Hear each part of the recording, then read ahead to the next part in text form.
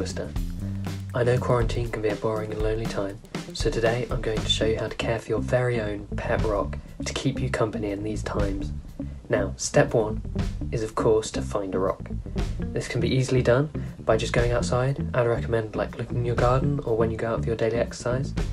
Of course, once you've found a nice rock, the most important thing is to name it. I'd like to introduce you to a friend of mine.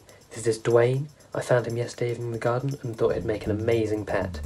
Now, as you can see, Dwayne is still quite dirty, which brings us on to step 2 of looking after your own pet rock.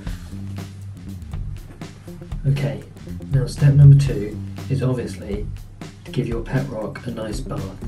They'll have been outside for a long time, and nothing welcomes a new pet into the home like a nice bath and cleaning all the dirt off.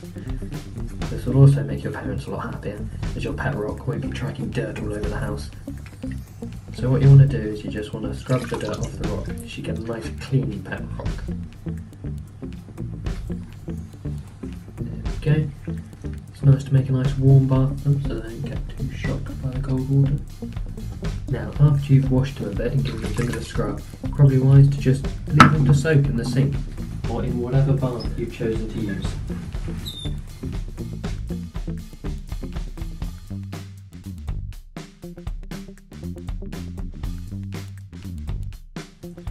Once you've left your rock to soak a bit, it's probably wise to dry them off a bit before you do anything else.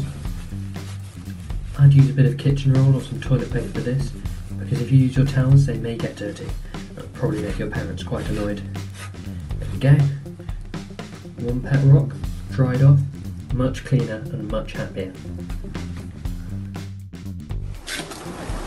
Now, once you've washed your rock, it's obviously important to give it some good exercise.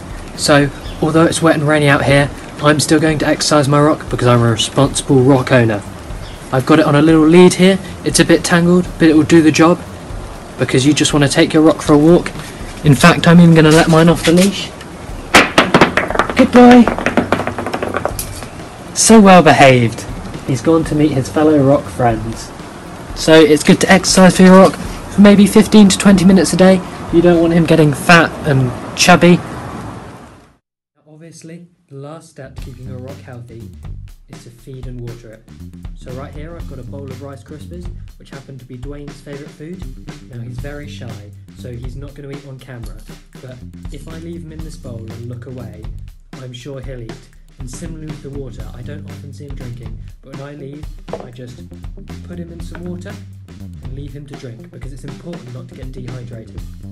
Now while Dwayne's munching on his Rice Krispies, some other foods you can feed your rock include jam, Marmite, custard, jelly and pancakes. They eat a whole range of food. It's really up to you to choose and decide and find out what your rock likes best. Now that I've shown you how to take care of the basic needs of your rock, I'll just flash up some images of other activities you could do with your rock, some ideas, but feel free to come up with whatever you want, and I want to see some pictures of what you've been doing with your pet rock. Looking out the window at the view with your rock. Reading classical literature with your rock. Watching YouTube with your rock and his friends. Giving your rock a makeover with Blue Tack. Playing guitar with your rock. That's all from Dwayne and me today. Now, go away, find your own pet rock and send us some photos. I want to see what kind of activities you're getting up to with your own pet rock.